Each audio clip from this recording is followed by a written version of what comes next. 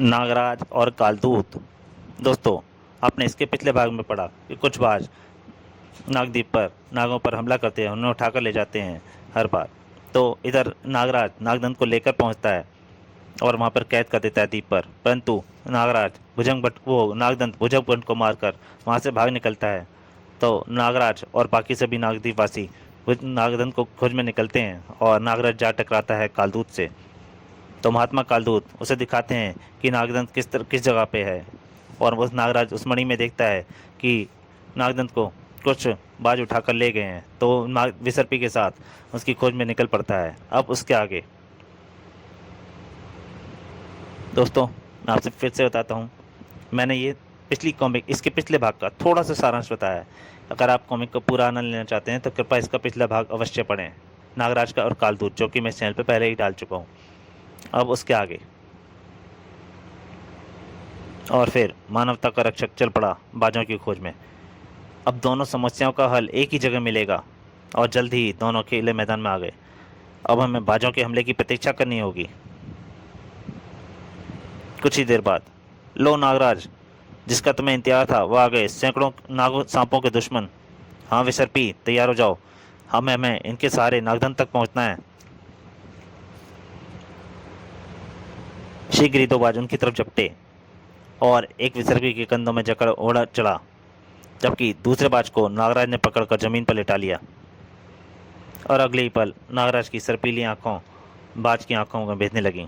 अब तुम मेरे वश में हो, तुम वही करोगे जो मेरी मानसिक तरंगें तुम्हें निर्देश देंगी। नागराज का सम्मोहन चला और बाज नागराज का गुलाम हो गया। तभी नागराज बाज की आंखों में मानवीय आंखें देखकर चौंक पड़ा। अरे, ये तो पहले ही किसी और के सम्मोहन में बंधा है, मुझे देखना होगा कौन वे। नागराज ने पुनः एकाग्र होकर उसकी आंखों में झांका और अगले ही पल बाज की आंखों में एक आकृति उभरी। और कुछ ही देर बाद नागराज बाज को पंजों में जकड़ा आकाश की ऊंचाई में उड़ा जा रहा था। मुझे अपने आका के पास ले चलो। जल्दी ही नागराज को वह बाज नजर आने लगा जो विसर्पी को लेकर उड़ा था। अरे, यह तो उस द्वीप की तरफ उड़ रहे हैं। उधर वह बाज विसर्पी को लेकर टापू की धरती की तरफ बढ़ने लगा। अगले ही पल उस विशालकाय बाज की मूर्ति के विशालकाय बाज एक मूर्ति की विशालकाय बाज की मूर्ति के ऊपर मंडरा रहा था। और फिर मूर्ति की खुली हुई चोंच के ऊपर पहुंचकर उसने विसर्पी को उस बाज के मुंह में डाल दिया। नागराज वहीं एक पेड़ पर छिपा इस दृश्य को देख रहा था। ओह, यह क्या भला है, ना जाने इस मूर्ति के गर्भ में क्या है, और विसर्पी किस हाल में होगी। दिन में आदिवासियों को छेड़ना ठीक नहीं होगा। पहले देखता हूँ कि विसर्पी को लेकर भी ये विसर्पी को छोड़कर बाज कहाँ जाते हैं। और अगले ही पल वह पुनः बाज के पंजों में जकड़कर उड़ चला। ओ, इतने सारे बाज, और ये गैंडा, यह जरूर इनका प्रशिक्षक है। नागराज को एक पेड़ पर छोड़कर बाज पिंजरे के दरवाजे में प्रविष्ट हो गया। ओह, अंतिम बाज बाजुली भी शाहूर भी आ पहुंचा। इसका मतलब आज दो बाज मारे गए हैं। और बाजों के प्रशिक्षक बाजुली के जाने के बाद हूँ तो मुझे इन बाजों को ख़त्म करना है, किंतु कैसे।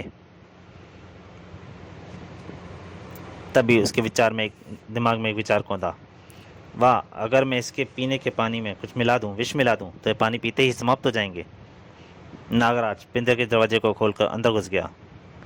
है तो यह अमानवीय कार्य ही, किंतु इतनी बड़ी नाग जाति की रक्षा के लिए मुझे कुछ बाजों की जान लेनी ही पड़ेगी। किंतु उसके अंदर घुसते ही बाज शोर मचाते हुए उस पर हमला करने लगे। Quack quack quack quack. नाग जाति की रक्षा के लिए नागराज उन 50 खूंखार दरिंदों के बीच घुस गया था। उफ, अरे, इनके शोर मचाने से इनका प्रशिक्षक सतर्क हो जाएगा। बाज अपनी चोंचों व पंजों से ऊपर हमला करने लगे। उफ, मुझे इनके अंगों और पहाड़ों से बचना होगा, आंखों पर हमला कर रहे हैं। बाजों के घातक प्रहारों से मुस्कुराकर सहते हुए आखिर नागराज ने पानी को अपनी फुंकार से विषैला कर ही दिया।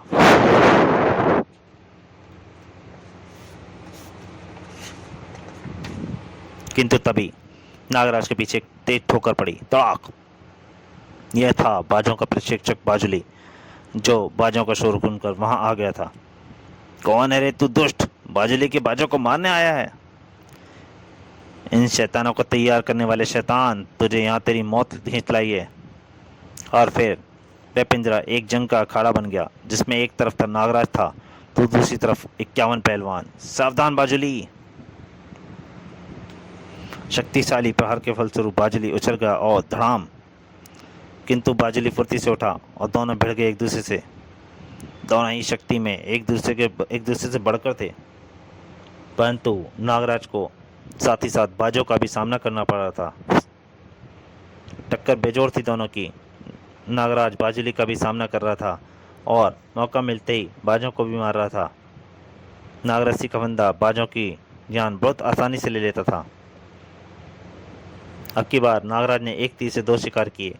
एक अनोखा तरीका निकाला और उसने बाजुली को उठाकर बाजों के झुंड पर उछाल दिया और क्वैक क्वैक, बाजुली के भीम का शरीर के नीचे दबकर एक दो वहीं धाराशायी हो गए। चमत्कारी शक्तियों का मालिक बाजुली अब क्रोध से कांप उठा। अरे दुष्ट, बहुत खेल लिया चुका तू बेटा, अब मेरी मानसिक शक्ति का प्रहार झेल। और उस जबरदस्त मानसिक शक्ति के प्रहार के फलस्वरूप नागराज उछलकर दूर जा गिरा। धड़ाक! उफ, यह तो बहुत शक्तिशाली है। और अगले ही कुछ जबरदस्त प्रहारों ने नागराज को बेदम कर दिया। उफ, हाय नहीं! नहीं नहीं, क्यों नहीं, अमर घातक शक्ति से। कितना घातक था व्यवहार! बाज की आवाज़ भी न निकल पाई। नागराज और बाजुली के हमले के बीच में वह बाज आ गया था और उसके पांव पखेरु उड़ गए थे। नागराज की शक्ति जवाब दे चुकी थी, वह खड़ा भी न रह सका। बचा लिया तुझे इस बाज ने बेटा, पर अब नहीं बचेगा। उफ, लगता है बचूंगा नहीं, दिमाग ने काम लेना होगा।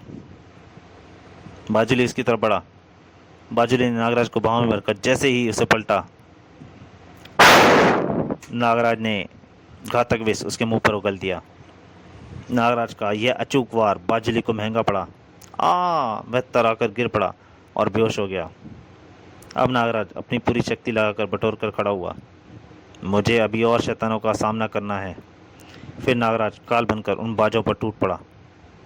नागों की मौत के दूत बाज नागराज की विषैली फुंकार के सामना ना कर पाए। उफ, ये दोनों आखिरी हैं।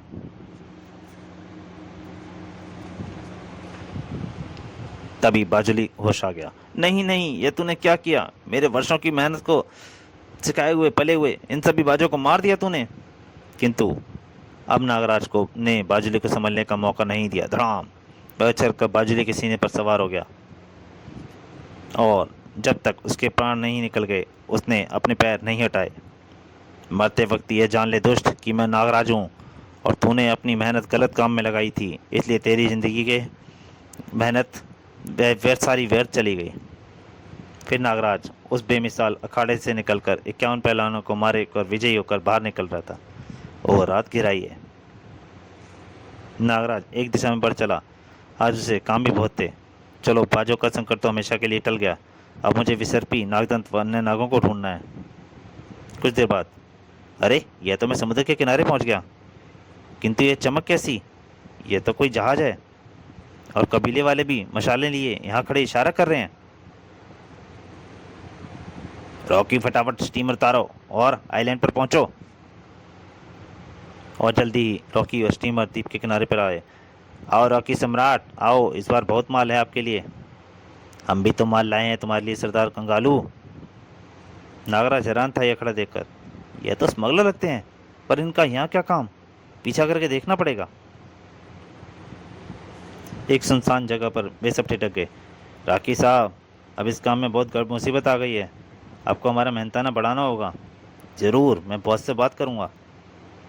एक आदिवासी ने बढ़कर ज़मीन पर लगा एक ढक्कन हटाया। चलिए रॉकी साहब, आपको आपका माल दिखाएं।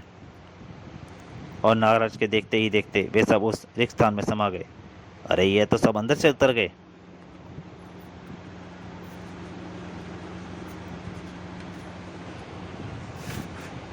फिर नागराज भी उसमें उतरता ही चला गया। कोई बहुत बड़ा रहस्य लगता है, इस द्वीप पर कोई खतरनाक खेल खेला जा रहा है। और वह दृश्य देखते ही दंग रह गया नागराज।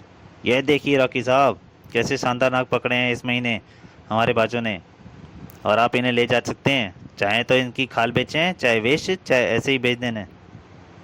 नागों ने द्वीप सैकड़ों नाग शीशे में यहाँ उनमें कैद थे। उफ, तो ये लोग पोचर्स हैं, सांपों की खाल बेचने वाले। किंतु एक पेटी में नागदंत भी बंद था। अरे ये क्या कंगालू, सरदार पेटी में आदमी।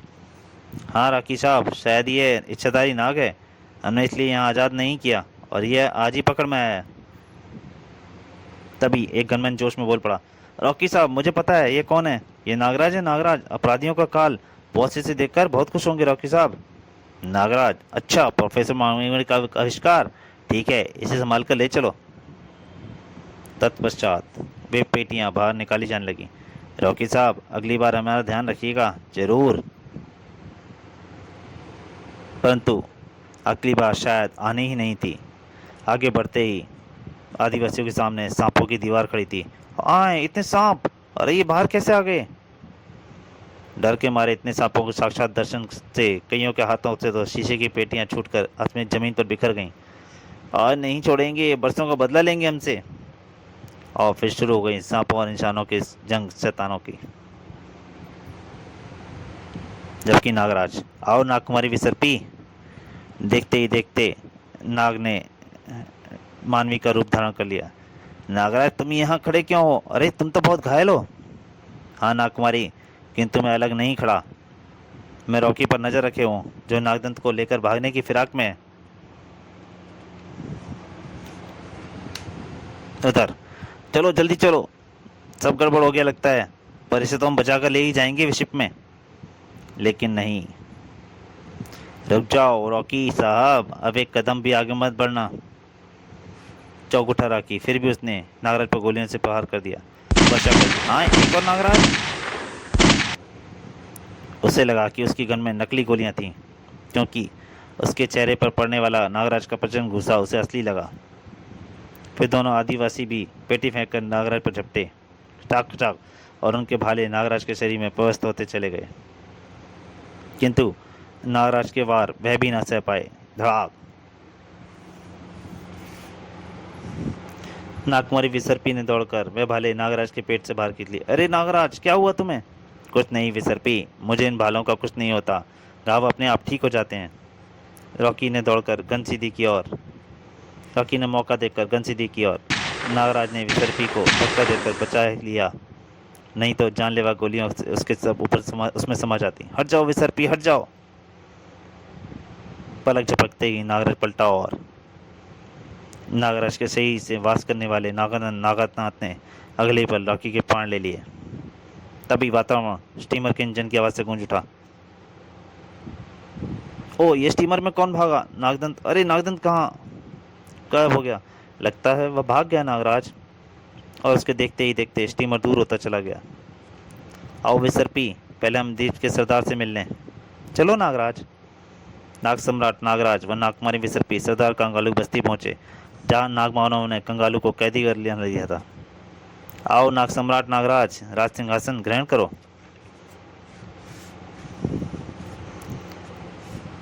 नागराज सिंहासन पर बैठ गया। सरदार कंगालू, हमारी तुमसे कोई दुश्मनी नहीं है, हमने अपने दुश्मन बाजों को, उनके प्रशिक्षक बाजुली को समाप्त कर दिया है। अब हम अपने द्वीप पर चले जाएंगे, किंतु तुम्हें हमको वचन देना होगा कि आगे से ऐसी कोई घृणित कार्य तुम दोबारा नहीं करोगे। हम तुम्हें वचन देते हैं नागराज। तब कंगालू ने नागराज को अपने स्मलों से गठबंधन की पूरी दास्तान कह सुनाई। सरदार कंगालू, हम तुम्हें दाल मसाले और भी बहुत सी चीज़ें देंगे, बदले में तुम्हें हमें सौंप देने होंगे सांप, सैकड़ों हजारों सांप। फिर उनके बताए तरीके से हम तुम्हारे द्वीप से सांप पकड़ते और तुम भी चौंच में छोड़ा गया सांप नीचे जाता और वहाँ सीधे पेटी में गिरता।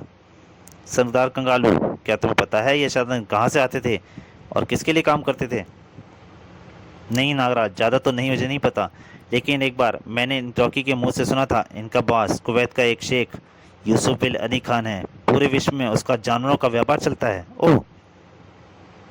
फिर वह रात वहाँ गुजार कर नागराज, राजकुमारी व अन्य नागमानवों के अगले दिन अग्निद्वीप पर लौट चले। नागराज, आज तुमने संपूर्ण नागमणि द्वीपवासियों को अपना ऋणी बना लिया है।